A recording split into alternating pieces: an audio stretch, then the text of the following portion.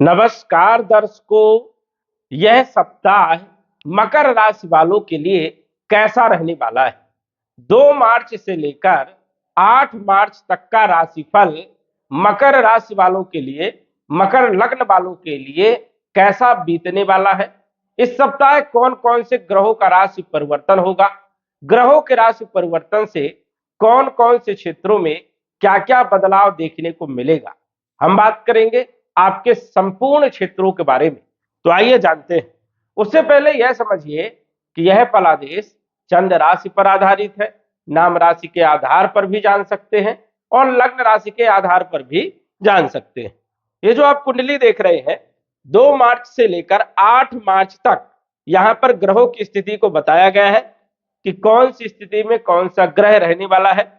इस सप्ताह शुक्र का राशि परिवर्तन होगा, जो कि कुंभ राशि में गोचर कर रहे थे। मीन राशि में 2 तारीख को, 2 मार्च को जो है राशि परिवर्तन करेंगे। चंद्रमा इस सप्ताह कर्क राशि में, सिंह राशि में, कन्या राशि में और तुला राशि में गोचर करने वाले हैं। अन्य ग्रहों की यदि हम बात करें तो राहु, सूर्य, मंगल, बुध कुंभ राशि में धन भाव में, शुक्र शनि जो है तृतीय भाव में मीन राशि में, गुरु जो है मिथुन राशि में, केतु का गोचर होगा सिंह राशि में अष्टम भाव में। अब हम जान लेते हैं कि इन ग्रहों का प्रभाव इस सप्ताह हमारे किन क्षेत्रों पर विशेष प्रभावी रहने वाला है, क्या पॉजिटिव और क्या नेगेटिव परिणाम देखने को मिलेंगे। बचाव के लिए हमें कौन सा उपाय करना चाहिए वो भी हम जानने का प्रयास करेंगे। तो सबसे पहले तो हम बात करेंगे चंद्रमा के बारे में। चंद्रमा 2 मार्च को कर्क राशि में सुबह 8 बजे तक गोचर करेंगे और उसके बाद 8 बजे के बाद आ जाएंगे सिंह राशि में।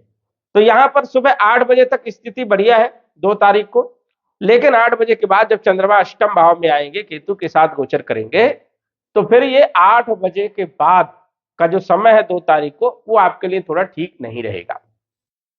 चंद्रमा आपके सप्तम भाव के मालिक है, अष्टम भाव में गोचर करेंगे और अष्टम भाव में चंद्रमा अच्छे परिणाम नहीं देते। चंद्रमा अष्टम भाव में जो है केतु के साथ बैठे हैं तो चंद्र ग्रहण दोष बनेगा और ये ग्रहण दोष आपके लिए नकारात्मक रहेगा, जो कि मानसिक टेंशन देने का काम करेगा, मन को डिस्टर्ब करने का काम करेगा, कामकाज करने में मन कम लगेगा, कार्यों में गलतियां होंगी, किसी से बहस हो सकती है। स्वास्थ्य को लेकर के भी थोड़ा सा ध्यान रखना होगा। सर्दी जुकाम कफ वाली प्रकृति बढ़ सकती है, सर्दी जुकाम होने की संभावनाएं हैं।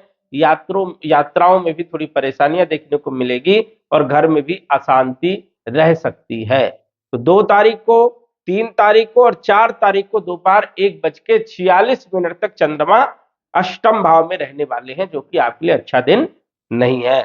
4 तारीख को दोपहर 1:46 में भाग्य भाव में कन्या राशि में चंद्रमा आएंगे, यहां पर अच्छे परिणाम देंगे क्योंकि केंद्र त्रिकोण राजयोग बना रहे हैं। तो मकर राशि वालों के लिए ये एक अच्छी स्थिति है, जो कि भाग्य का साथ भी मिलेगा, वैवाहिक जीवन भी अच्छा रहेगा, पार्टनरशिप भी अच्छी रहने वाली है, मन प्रसन्न रहेगा, कामकाज में सफलता मिलेगी और स्वास्थ्य भी आपका अच्छा रहने वाला है। तो ये समझिए कि 4 तारीख, 5 तारीख और 6 तारीख तक चंद्रमा भाग्य भाव में रहेंगे, जो कि अच्छे परिणाम देने का काम करेंगे।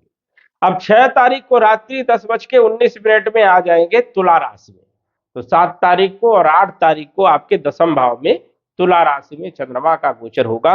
बहुत अच्छे परिणाम मिलेंगे, कैरियर से संबंधित अच्छे परिणाम मिलेंगे, मन प्रसन्न रहेगा, कार्यों में सफलता मिलने वाली, कैरियर में कोई बदलाव करना चाहते हैं तो समय आपके लिए बढ़िया है, प्रगति यहाँ पर होगी और कहीं ना कहीं आपके कार्य क्षेत्र पर एक अच्छी स्थिति रहने वाली है। तो 4 तारीख से लेकर के 8 तारीख तक का जो समय है चंद्रमा के अनुसार से बढ़िया रहने वाला है। इन तारीखों में यदि कोई काम करते हैं तो सफलता मिलने के चांसेस ज्यादा रहेंगे।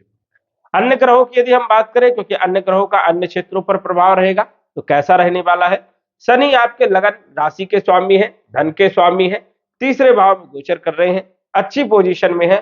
स्वास्थ्य के लिहाजा से पूरा सप्ताह बढ़िया है, कॉन्फिडेंस भी अच्छा रहेगा और धन प्राप्ति के लिए यदि आप परिश्रम करते हैं, मेहनत करते हैं तो रिजल्ट आपको जरूर मिलने वाला है। लेकिन कुटुंब परिवार पर थोड़ा सा ध्यान रखना है, विवाद ना हो, क्योंकि राहु, सूर्य, मंगल, बुध ये युति बना करके धन भाव में बैठे हैं और वाणी पर भी इस सप्ताह थोड़ा ध्यान रखना है। कटु वाणी का प्रयोग ना करें, अन्यथा शत्रु बढ़ सकते हैं, शत्रु पैदा होंगे। गुरु आपके तीसरे भाव के मालिक है, द्वादश भाव के मालिक हैं। 9 नंबर 12 नंबर गुरु का होता है। छठे भाव में गुरु विपरीत परिवर्तन राजयोग बना करके गोचर कर रहे हैं। देखा जाए तो यात्राओं के लिए थोड़ा सा ध्यान रखने की जरूरत है आपको, विशेष तौर पर, ठीक है। वही विदेश की यात्राओं के लिए अच्छी स्थिति यहाँ पर बन रही है। रोग ऋण शत्रुओं को समन करेंगे। एक्सपोर्ट इंपोर्ट में लाभ देने का काम करेंगे। ग्रीन कार्ड, वीजा, पासपोर्ट ये बनवाना चाहते हैं तो भी स्थिति आपके लिए बढ़िया रहने वाली है। कैरियर के भाव में गुरु की दृष्टि होने के कारण कैरियर भी आपका अच्छा रहने वाला है।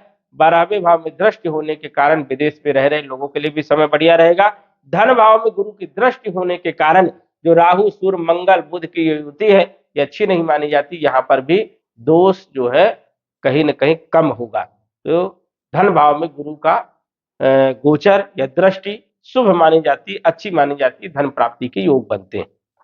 मंगल आपके चौथे भाव के मालिक, एकादश भाव के मालिक धन भाव में गोचर कर रहे हैं। वैसे तो देखा जाए तो मंगल यहाँ पर बहुत अच्छे परिणाम देते हैं, लाभ देते हैं, आय में वृद्धि करते हैं, धन में वृद्धि करते हैं, लेकिन राहु बुध के साथ यहाँ पर मंगल की युति अच्छी नहीं मानी जाती है। यहाँ पर थोड़ा ध्यान रखना है।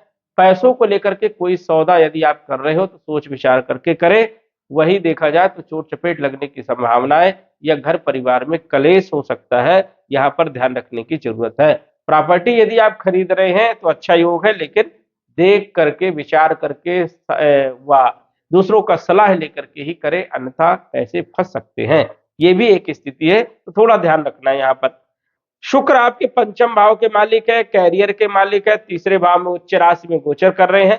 कैरियर के लिहाजा से यह सप्ताह आपके लिए बढ़िया है। नौकरी के लिए, व्यापार के लिए, व्यवसाय के लिए अच्छी स्थिति यहाँ पर बनी हुई है। विद्यार्थियों के लिए भी समय बढ़िया रहेगा, संतान पक्ष के लिए भी समय बढ़िया है, फाइनेंशियल स्थिति के लिए, शेयर मार्केट इत्यादि क्षेत्रों के लिए भी समय बढ़िया रहने वाला है।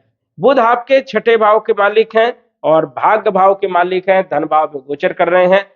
भाग्य का साथ इस सप्ताह मिलने वाला है। रोग ऋण शत्रुओं को समन करेंगे और धन की प्राप्ति भी होगी। व्यापारिक स्थिति आपकी बढ़िया रहेगी, लेकिन बुद्धि का इस्तेमाल सही जगह सोच समझ करके आपको करने की जरूरत है। तो वाणी पर थोड़ा कंट्रोल करने की जरूरत है। सूर्य आपके अष्टम भाव के मालिक हैं, धन भाव में गोचर कर रहे हैं। अकस्मात धन की प्राप्ति हो सकती है, लेकिन कहीं पैसे आपके फंस भी सकते हैं। यहाँ पर भी थोड़ा सोच समझ करके आपको डिसीजन लेना होगा। ससुराल पक्ष से संबंध अच्छे बना करके चलना है। इस सप्ताह सूर्य का उपाय करना है।